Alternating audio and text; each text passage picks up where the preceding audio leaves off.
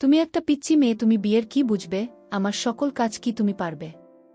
তোমার তো বিয়ের বয়স হয়নি, তাও তুমি বিয়ে করতে পাগল হয়ে গেছো কেন? পিচ্চি মেয়েটি তখন বলল, আপনার স্ত্রীর থাইকা আমি বেশি পারব। আপনার কতটুকু ক্ষমতা আছে আমার তা দেখার আছে। আমি পিচ্চি মেয়ের মুখে এরকম কথা শুনে অবাক হয়ে গেলাম। একটা বাচ্চা মেয়ে বলে কি? মেয়েটা আরও বলল, আপনি আমায় বিয়ে করে দেখেন আমি কি করি। আমি তখন পিচ্চি মেয়েটাকে বললাম, ঠিক আছে, তাহলে আমি বিয়ের আগে তোমার একটা পরীক্ষা নিতে চাই। যদি পাশ করো তাহলে আমি তোমায় বিয়ে করব। মেয়েটা বলল, আপনার যে কোনো পরীক্ষায় পাশ করতে পারব। তারপর আমি পিচ্চি মেয়েটাকে নিয়ে হোটেলে গেলাম। পিচ্চি মেয়েটাও রাতে আমার সাথে। আমার তো বিশ্বাস হচ্ছে না, কি করে সম্ভব এই বাচ্চা মেয়ের ধারা।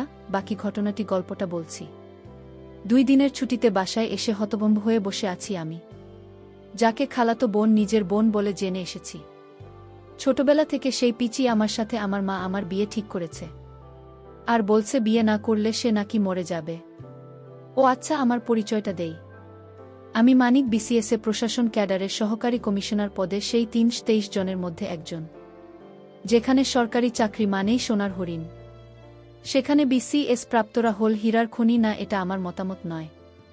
আমি বিসিএস পাওয়ার আগেও যেমন সাধারণ ছিলাম, এখনও তাই আছি। তবে মানুষজনের ভাবসাব এ নিজেকে অসাধারণ ভাবতে হয় খানিকটা। সে যাক ভেবেছিলাম এবার মাকে হাসানোর জন্য রাজি করাব। কিন্তু যখনই আমি হাসার কথা তুললাম, সাথে সাথে মায়ের চেহারা আগুনের মতো জ্বলে উঠল।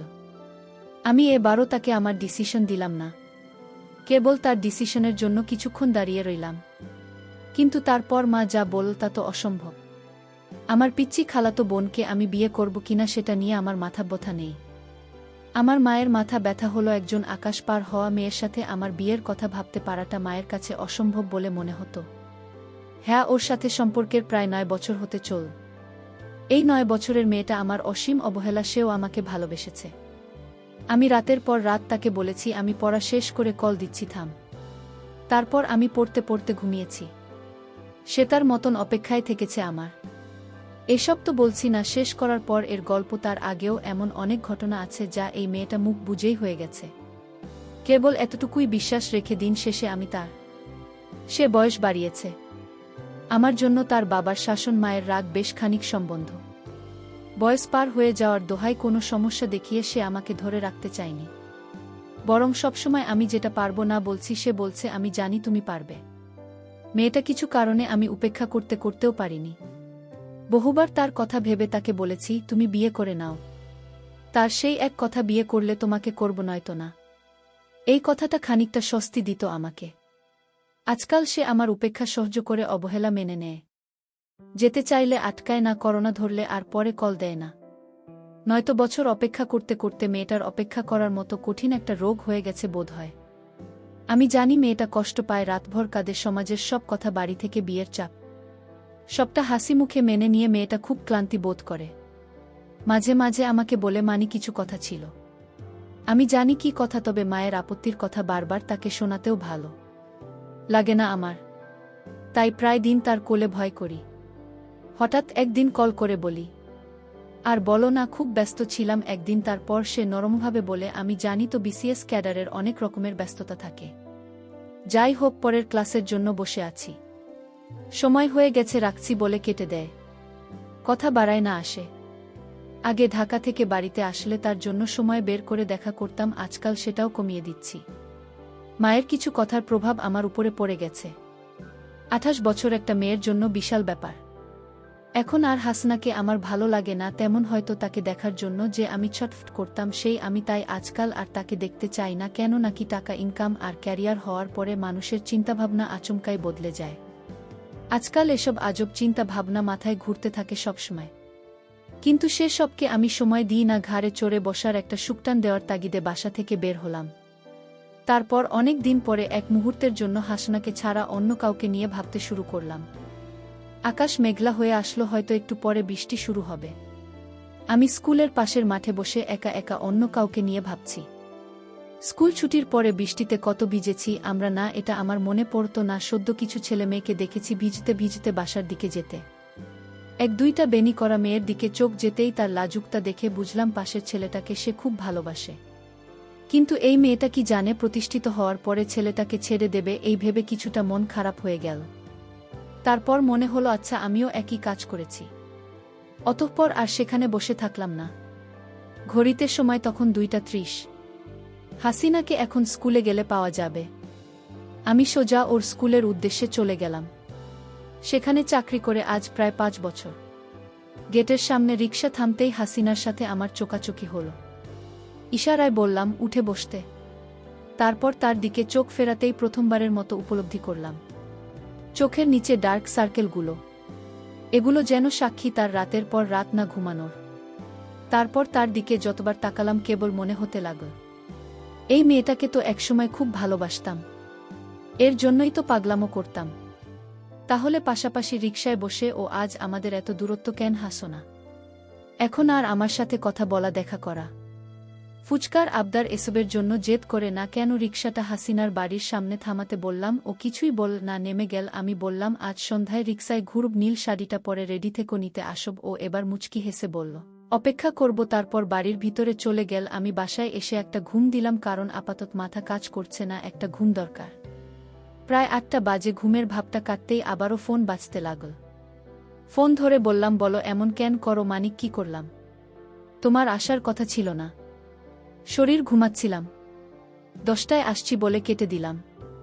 তারপর হাসনা দেওয়া খুব পছন্দের সাদা পাঞ্জাবিটা গায়ে দিলাম। ঘর থেকে বের হতেই মায়ের সামনে পড়লাম।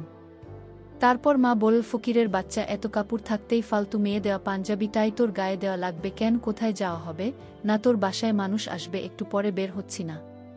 টেবিলে প্লেট রাখতে রাখতে এসব বলল মা। আমি বললাম বড় আপা আসবে নাকি? মা বলল তোর খেলার আসবে, তোর তো ছুটি নাই, তাই আজকে রাতে বিয়ের সবটা করে নিতে চায়। আমি অবাক হলাম, তবে কিছু বললাম না। আবার রুমে এসে কিছুক্ষণ বসে থাকলাম।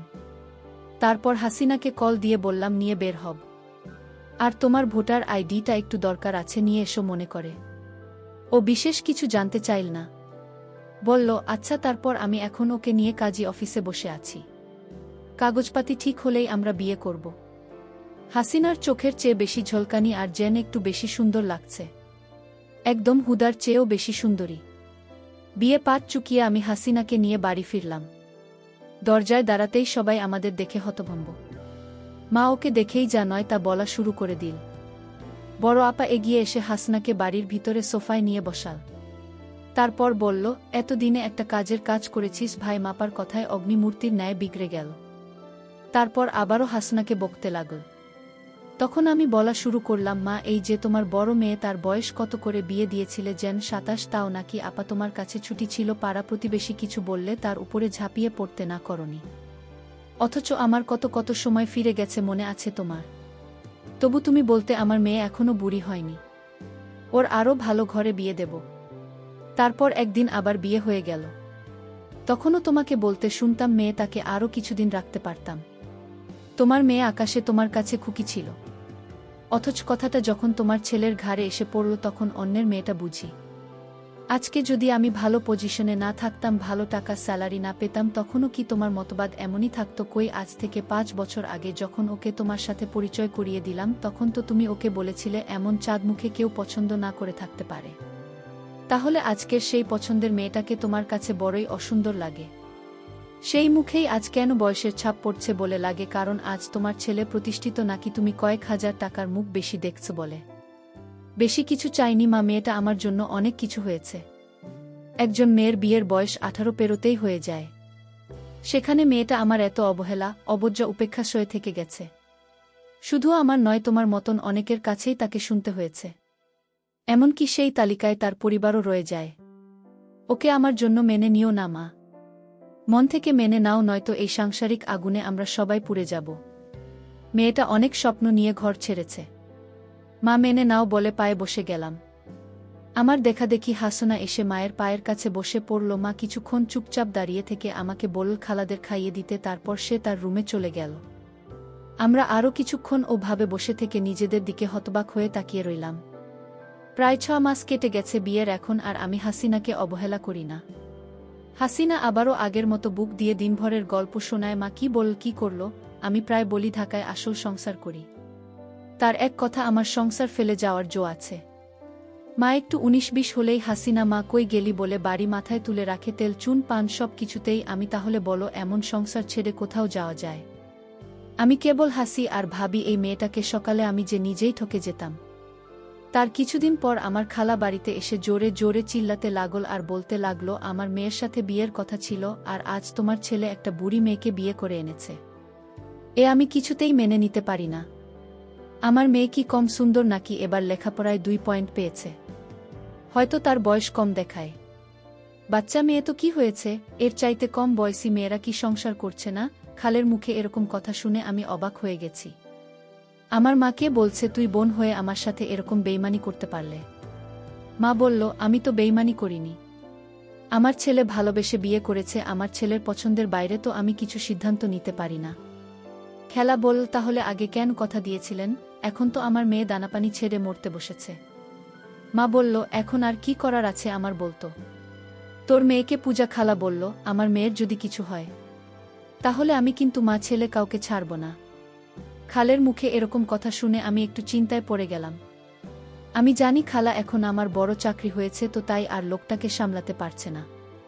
আমি এসব ভাবতে লাগলাম। আমার মাকে বললাম, মা তুমি কিচ্ছু চিন্তা করো না, তোমার বোনের পিচ্চি মেয়েকে আমি সব বুঝিয়ে বলবো। আমি আশা করছি সব ঠিক হয়ে যাবে।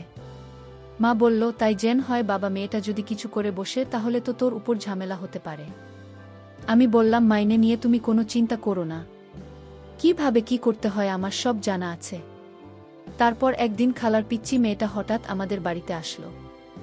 আমি তাকে বললাম, আসো তুমি আমার ঘরে আসো। পিচ্চি মেয়েটাই আমার রুমে আসলো। আমি তাকে বসতে বললাম, দেখলাম মেয়েটা কাছে।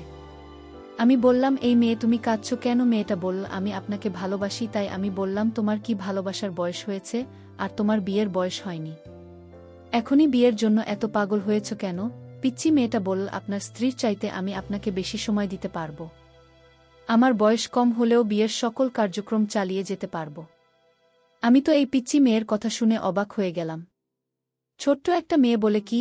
তার মাথায় তোমায় কি ভূত চাপিয়ে দিচ্ছে নাকি? আমি তখন পিচ্চি মেয়েটাকে বললাম, আচ্ছা ঠিক আছে, তুমি কিছু দিন অপেক্ষা করো, আমি তোমায় বিয়ে করব, তুমি হবে আমার দ্বিতীয় স্ত্রী। এতে কি তোমার আপত্তি আছে? পিচ্চি মেয়েটি বলল, আমি শুধু আপনাকে চাই। বিয়ের 1 মাস পর আমায় বিদায় দিয়ে দিলেন, তাও আমাকে বিয়ে করুন, নইলে আপনাকে ছাড়া আমি বাঁচতে পারবো না। পিচ্চি মেয়ে এসব কি বলে 1 মাস পর চলে যাবে? তাও তাকে বিয়ে করতে হবে? আমি তো কিছুই বুঝছি না। মেয়েটির মাথায় কি সমস্যা আছে নাকি? আমি মেয়েটাকে বললাম, তোমার 1 মাস হলেও চলবে, আর তুমি কিন্তু ছোট, তুমি আমার সকল চাওয়া পূরণ করতে পারবে কি? পিচ্চি মেয়েটা বলল, একবার আপনার দায়িত্ব দিয়ে দেখেন আমি পারি কিনা। মেয়েটির প্রত্যেকটা কথা আমার কাছে অদ্ভুত বলে মনে হচ্ছে। দিচ্ছি মেয়ের মুখে এসব কথা মানায়। আমি বললাম, ঠিক আছে, আমি তোমাকে পরীক্ষা করতে চাই। মেয়েটা বলল, কি পরীক্ষা করবেন? আমি বললাম, আমি যে তোমাকে বিয়ে করব সেটা আপাতত আমার স্ত্রীকে জানানো যাবে না। বিয়ে হয়ে গেলে পরে জানলে কোনো সমস্যা নাই, কিন্তু আগে যদি তুমি আমার পরীক্ষায় পাশ করতে পারো তাহলে আমি তোমাকে বিয়ে করতে পারবো। মেয়েটি বলল, কি পরীক্ষা? আপনি যে পরীক্ষা দেবেন সেই পরীক্ষায় পাশ করতে পারবো। আমি বললাম, তাহলে তুমি আমার সাথে একদিন দূরে কোথাও যেতে হবে। সে বলল, আপনি জেনে বলবেন, সেখানেই যাব। আমি বললাম, তাহলে তোমায় নিয়ে পটুয়াখালী যাব ঘুরতে। সে খুশি হয়ে বলল, ঠিক আছে। আমি পরের দিন তাকে পটুয়াখালী ঘুরতে নিয়ে গেলাম। তারপর রাত হল, আমরা একটা হোটেলে উঠলাম। তারপর আমি বললাম, আজ রাতে তোমার পরীক্ষাটা নিবে। আমি বললাম, আচ্ছা তুমি আমায় সত্য করে বলো তো, তুমি কি কাউকে ভালোবাসো? সে বলল, বাসি আপনাকে।